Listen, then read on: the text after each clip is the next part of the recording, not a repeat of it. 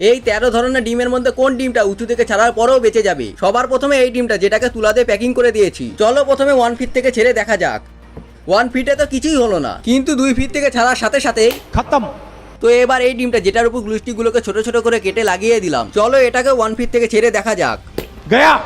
তো এবার এই ডিমটাকে বোতলের মধ্যে ঢুকিয়ে ওর মধ্যে মাপ মতো লবণ দিয়ে দিলাম, যাতে ডিমটা জলের একদম মাঝখানে থাকে, আর উপর থেকে ছাড়লে যেন ডিমটা জলের মধ্যে বাড়ি খায়। তো প্রথম 1 ফুট থেকে ছাড়ার পর তো কিছুই হলো না, আর 5 ফিট থেকেও কিছুই হলো না, আর 10 ফিট থেকে ছাড়ার পরেও ডিমটার কিছুই হলো না। চলো এটাকে লাস্টে দেখা যাবে। তো এবার এই ডিমটার উপরে ইরেজার গুলোকে ফেভিকুইক দিয়ে লাগিয়ে ডিমটাকে কভার করে দিলাম, যাতে ডিমটাকে উপর থেকে ফেললে যেন বলের মতন বাউন্স খায়। চলো প্রথমে 1 ফিট থেকে ছেড়ে দেখা যাক। 1 ফিটে তো কিছুই হলো না, আর 2 ফিট থেকে ছাড়ার পরেও কিছুই হলো না, কিন্তু 3 ফিট থেকে ছাড়ার সাথে সাথেই खत्म। এবার একটা প্লাস্টিকের গ্লাস নিয়ে ওর মধ্যে অল্প সিমেন্ট দিয়ে দিলাম, আর এর মধ্যে ডিমটাকে রেখে উপর দিয়ে আরো সিমেন্ট দিয়ে দিলাম, আর গ্লাসের উপরে মুখটাকে বন্ধ করে দিলাম। চলো 1 ফিট থেকে ছেড়ে দেখা যাক। बच गया साला। 3 ফিট থেকে, खत्म। কিন্তু ভিতরে ডিমটা ঠিক আছে। এবার একটা ডিমের উপর অনেকগুলো পাইপ লাগিয়ে এরকম একটা শেপ বানিয়ে নিয়েছি। চলো এটাকে 1 ফিট থেকে ছেড়ে দেখা যাক। 1 ফিটে তো কিছুই হলো না, এবার 2 ফিট থেকে।